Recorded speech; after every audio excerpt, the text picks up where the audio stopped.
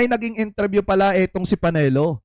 At meron po siyang sinasabi about po sa impeachment laban kay PBBM at kay Sara Duterte. At ayon sa kanya, moro-moro lamang daw po yan. So ngayon, eto, pakinggan po natin kasi parang ang pagkakaalam ko mga kababayan, ilalabas na raw ni Sara Duterte kung sino daw ba talaga etong totoong Mary Grace Piatos. Ano po? So eto, pakinggan natin. Lakad everyday. DCXL Pulso ng Metro. Sa kabilang linya po natin, salamat na pagbigyan tayo si Attorney Salvador Panelo, former Chief Presidential Legal Counsel. Attorney, live kayo sa RMN So paano yan? Tatagay na ba tayo, Kuya Brick?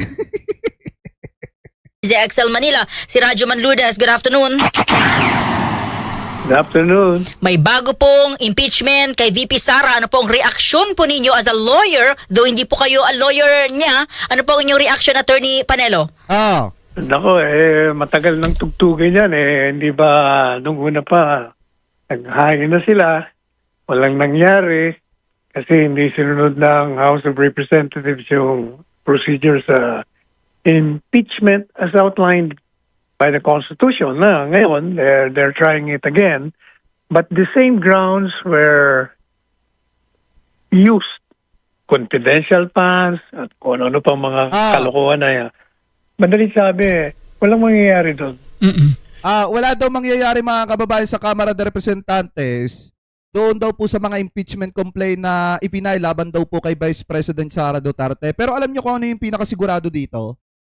Talagang malaki ang posibilidad na ma-impeach na naman itong si Sara sa Kamara. Kasi kung na-impeach po siya nung una, ngayon mga kababayan, malaki ang posibilidad na baka ma-impeach po talaga ulit si Sara. Lalo na kapag syempre, kapag lumalim na ang investigasyon patungkol po dyan, hindi mawawala yung salitang kailangan makita yung kanya mga bank account. Kung may katotohanan ba yung mga ibinabatong aligasyon laban po sa kanya. At ang isa pa dyan mga kababayan, kung titingnan nyo rin, talagang makikita po natin na talagang hindi na mapakali yung mga kaalyado ni Sara Duterte. Kasi alam talaga nila, ramdam nila na mai-impeach po talaga itong si Sara sa Kamara.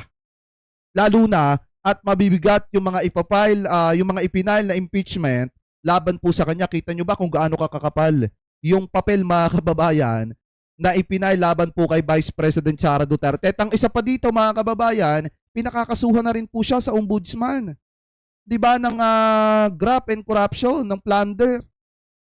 Mabigat po ang mga kakaharapin ni Sara Duterte at dun pa lang masasabi po natin mga kababayan na talagang impeachable na po yung mga ibinabatong aligasyon laban sa kanya, lalo na kung mapapatunayan na yan po ay may katotohanan. Anyway, tuloy pa natin.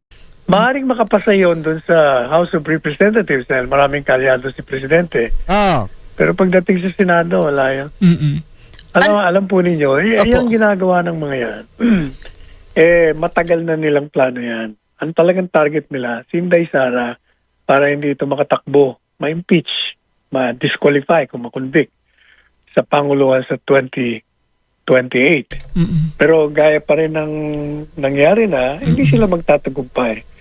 Yan po'y kakutsabaan ng kaliwa, ng dilaw, at ng mga kalyado ni Presidente Marcos Jr. Pero kahit na magsama-sama sila, wala pong mangyayari dyan sapagkat ang taong bayan. I can see through the... Sabi ni Panelo, taong bayan daw o press 1 yung mga pumapabor na ma-impeach itong si Sara Duterte at mapapanagot. Press 2 yung mga nagsasabing wag siyang ma-impeach at dapat siya ay manalo pang Pangulo sa darating na 2028 mga kababayan.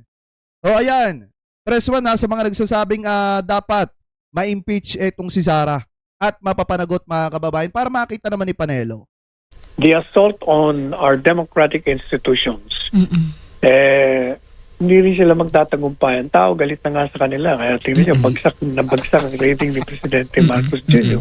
Bagsak din ang rating ng House of Representatives. Ganon din ang Senado. Galit ang tao Kaya gusto nang palitan sila. Ano pong inyong reaksyon sa impeachment naman na gumagapang na nga itong impeachment naman ni Pangulong Marcos? Ayan muro-muro lang yan. Drama lang yan. Bakit kanya drama? Tingnan nyo. Pinasa nila sa Committee on Justice, in-object naman ng isa. Pareho-pareho lang naman yan, mga kaalyado lahat ni Marcos Jr. Para ipakita lang na kunyari, talaga seryoso sila. pero ako pupusta. Yung impeachment ni Marcos, pagdating sa plenary ng House of Representatives, wala yan. Tapos Hindi kasi mga kababayan, alam nyo kung bakit naibasura yung dalawang impeachment complaint. Kasi nga, maliwanag pa sa sikat ng araw mga kababayan na walang substance.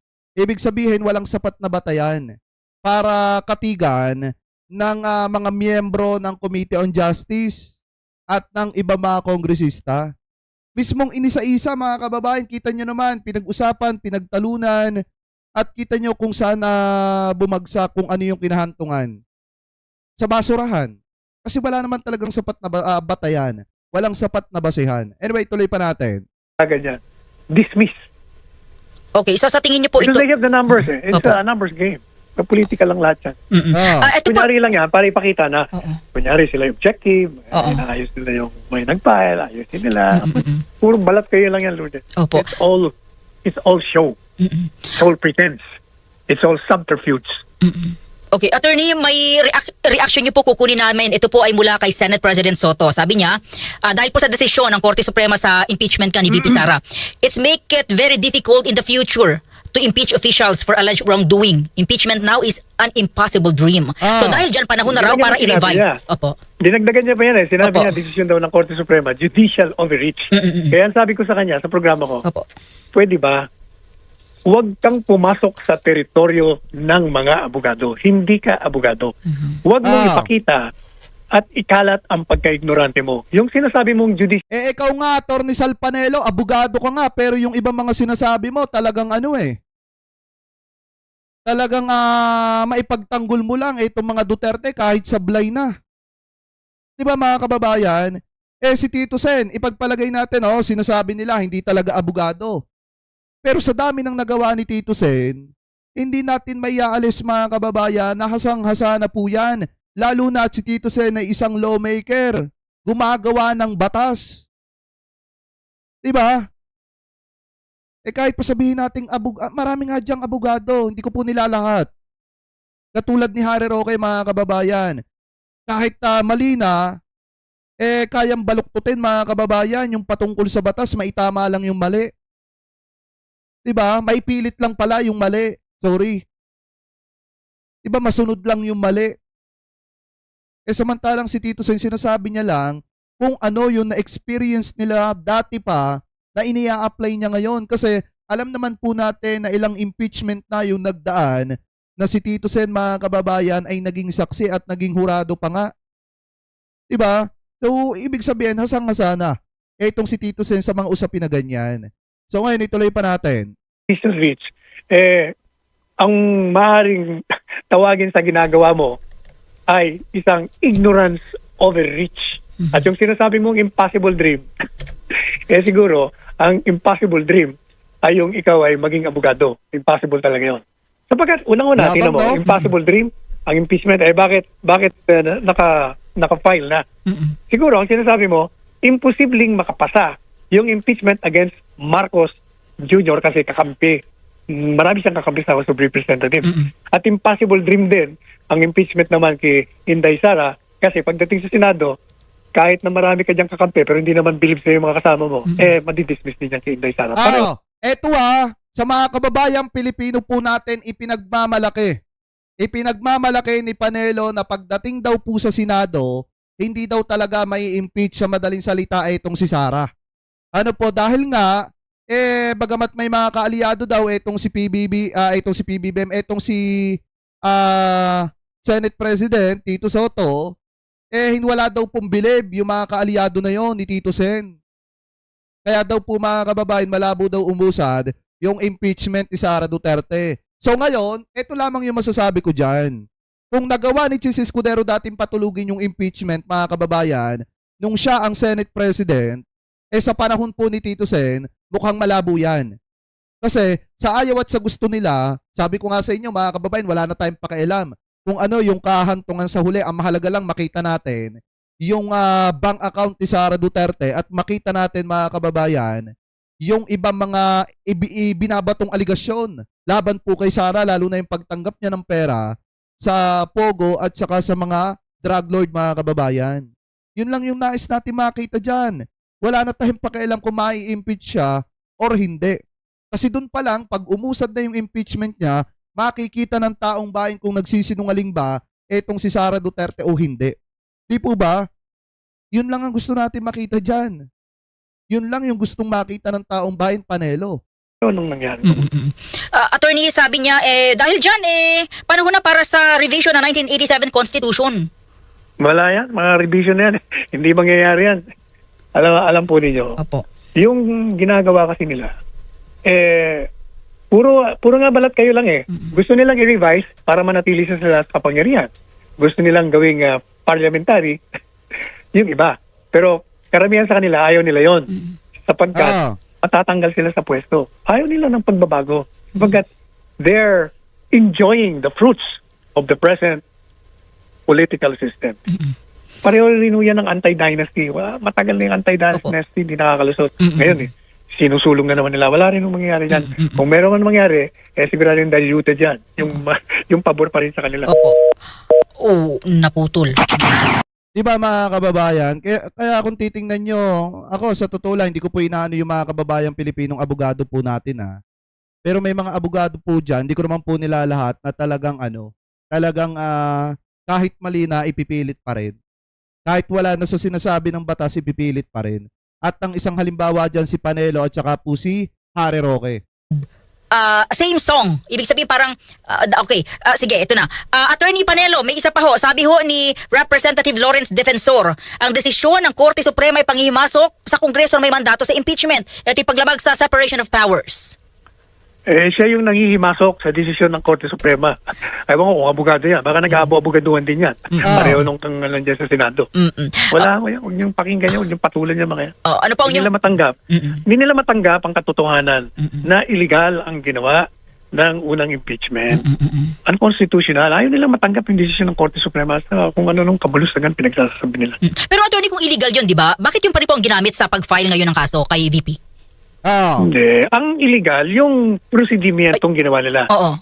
Tandaan mo, kaya naging illegal yon kasi sabi ng saligang batas, pag nag-file ka, kailangan i-repair mo yun sa Speaker of the House. Yung Speaker naman may mandato sa loob ng 10 araw, i-repair mo yan sa Committee on Justice para magkaroon ng due process. Hindi nila ginawa yon. So nagawa na wala ng due process, kaya naging illegal. Ngayon, ang pinakamatindi ngayon, Attorney Sal Panelo, talagang dadaan na sa proseso. Dahil nga, nagsimula na ang Committee on Justice. Natapos na nga yung kay Presidenteng impeachment Ngayon, ang next in line na, si Sara Duterte na mga kababayan. Lalo na, ano bang petsa na ngayon? Yan, dadalawang araw na lang, siguro dadagsa na naman yung iba mga magpa-file ng impeachment complaint. Diba mga kababayan? Pero ang pinakasigurado dito, malaki ang posibilidad na baka ma-impeach. Ito pong si Sara. Dahil nga kung na-impeach po siya nung una, lalo na ngayon, may mga matitibay pang nadagdag na ebidensya katulad ng mga pahayag ni Ramil Madriaga. So malaki ang posibilidad na ma-impeach po itong si Sara. Ginawa na nila. Ginawa na nila, di ba? I-repair na nila sa Committee on Justice. Kaya yung Committee on Justice naman, nagdesisyon na sufficient in form and in substance. Pero gaya na sinabi ko kanina, moro-moro lang yan. Kunya-kunyari lang lahat yan. Pagdating yan sa plenary, wala. Dismiss din yan. Attorney, maraming salamat. Yung kay Marcos Jr. Yung kay Marcos Jr. yan. Pero yung kay Inday Sara, itutuloy nila yun. Kaya pagdating sa Senado, may problema na naman sila. Ano po ang problema? Ang problema hindi mako-convict kasi wala namang batayan yung mga grounds nila. Puro gawa-gawa lang nila. Okay. Attorney, maraming salamat sa oras. Gusto lang nilang sirahan si Inday Sara. gusto na agad tapusin nung reporter mga kababayan. Yung radio broadcaster, yung si Panelo doon sa kanyang programa. Kasi wala Alam niyo, pagkupal talaga, no? Sorry, nagkakasala na naman tayo. Ayun, pagka kupal talaga, mahirap anuhin Diba mga kababayan? Mahirap interviewin, mahirap pakinggan. Kasi alam mo na nga mali, ipipilit mo pa. Tapos ang pinakamasakla pa dito, sa mga sinasabi niya, inaalipos na niya si Tito Sen porkit hindi abogado. Alam naman po natin na lawmaker. Ito pong si Tito Sen, tagagawa ng batas yan. Natural, may alam yan sa batas. Diba kahit hindi abogado si Tito Sen, yung mga nakapalibot naman sa kanya, yung mga staff niya, mga abogado yon. Panelo, baka hindi mo alam. Diba? Anyway, tuloy pa natin. Thank you, Pero Attorney. habang sinisiraan naman, lalong lumalakas. Kaya Oo. kita mo ang rating. Tumataas. Tumataas siya, bumabagsak naman ng Presidente Marcos Jr. Okay. Attorney, maraming salamat. Mabuhay po kayo. Good afternoon. Salamat. Ayan. After niyan, mga kababayan, kung makikita nyo, since si Sara Duterte na nga yung next in line, may mga lumalabas po kasi na balita na ayon daw po sa legal team ni Sara Duterte, haharapin daw po yung mga issue about daw po dito kay Mary Grace Piatos sa impeachment trial. So sabi po dito sa Abante, una sa balita, ito daw. Handa ang defense team ni Vice President Sara Duterte na harapin ang lahat ng mga paratang. Kabilang ang mga issue sa confidential fund, kasama na riyan ang mga alias gaya ni Mary Grace Piatos kung sakaling tuluyang matuloy ang impeachment trial sa Senado. Ayon kay Attorney Michael Poa, tagapagsalita ng defense team ng Vice Presidente, matagal na nilang sinasabi na sasagutin lamang nila ang mga paratang sa angkop na forum at para sa kanila, ang impeachment trial ang tamang lugar para po rito. Sabi pa dito mga kababayan ni Attorney Poa, siguro parang cliche. Pero parate na kasi nating nasasabi ng appropriate forum at ito ang siguro yung nababagay na forum sa impeachment kung talagang malabasan. Sabi po dito, malabasan daw po ng alam niyo na yun, yung kay Sara Duterte na issue. Pahayag ni Poa or pahayag daw nitong si Poa, mga kababayan, diyan daw po sa isang interview. So sabi pa dito mga kababayan, ito pa daw. Paliwanag pa niya, karaniwan hindi isinasa publiko ang mga detalye tungkol po sa confidential fund dahil maaari ito mapahamak o makapahamak sa mga sensitibong operasyon ng gobyerno.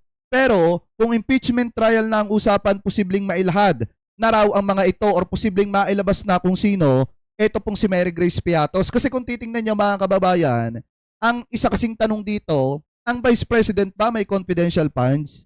Ang DepEd ba may confidential funds, mga kababayan? Kasi sa panahon lang naman ni Sara Duterte, nagkaroon ng confidential funds, mga kababayan, ang departamento ng DepEd at hindi pa nga malinaw kung saan po ginamit yung confidential funds na yon. Kaya hinahabol po etong si Sara Duterte patungkol po dyan. So ngayon, ang isa pa dyan mga kababayan, pakitama na lamang po ko kung ako po ay mali. Ang pagkakaalam ko kasi ang Vice Presidente walang confidential funds yan. Diba? Ang pagkakaalam ko mga kababayan. Kaya dapat ding sagutin ni Vice President kung saan napunta yung pera na yan na hinahabol sa kanya na mga kababayang Pilipino po natin. So ngayon, sabi pa dito, tuloy pa natin. Dito sa impeachment, kung ito man, ang tamang venue siguro mailalahad na natin kung ano. And we've been preparing for that. Then naman, po sa part of the defense team ni Ania pa. Sabi pa dito, syempre, gusto nating sagutin lahat ng yan para doon na lang natin mapapatunayan na talaga namang wala namang basihan yung mga batikos sa katiwalian laban po kay Vice President Sara Duterte, mga kababayan, dagdag pa nitong si Poa. So ngayon, ang maliwanag po dito, isa sa publiko nila kung sino itong si Mary Grace Piatos na di umano ay tumanggap ng pera galing po dyan sa confidential funds, mga kababayan. Kasi ang matinding tanong kasi dito, bakit nagkaroon ng confidential funds ang DepEd sa panahon ni Sara Duterte, gayong wala naman talaga na confidential funds ang departamento ng DepEd. Kaya nga mga kababayan, sa totoo lang, alam din naman ng defense team ni Sara Duterte na may impeach talaga etong si Sara Duterte sa pangalawang pagkakataon diyan po sa Kamara. At malaki ang posibilidad na magkaroon po talaga ng impeachment trial. So kayo, mga kababayan, kung kayo po ang tatanungin, ano po ang masasabi ninyo hingil po sa usapin po na yan? Comment below na lamang po kung dapat ba na sa inyong palagay na ma-impeach etong si Sara Duterte at humarap sa trial diyan po sa Senado. So comment below na lamang po kung ano po masasabi nyo hingil po dyan.